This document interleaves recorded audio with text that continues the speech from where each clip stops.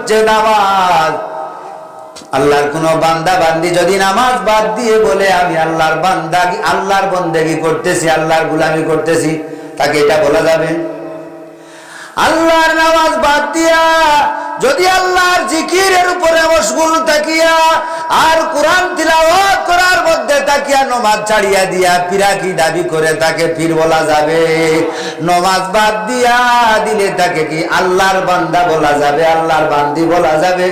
আল্লাহর বান্দা তো সে যে আল্লাহর বন্দেগি করে, আল্লাহর গোলাম তো সে যে আল্লাহর গোলামি করে।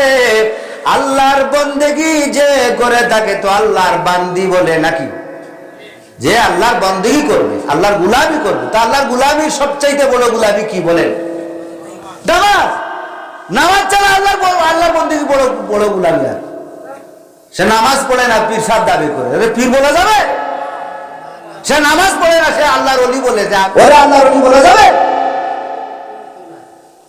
নামাজের মধ্যে দাঁড়াইয়া আল্লাহর রহমত, আল্লাহর বরকতের দিকে ইশারা করে আল্লাহর দয়া মায়া আমরা, আল্লাহর মায়া, আল্লাহর দয়া, আল্লাহর রহমত আমরা চাই, আল্লাহর মাগফিরাত চাই। কুরআনুল কারীমের মধ্যে আল্লাহ রাব্বুল আলামিন সূরাতুল ফাতিহা বলেছেন, নামাজের মধ্যে সূরাতুল ফাতিহা পড়তে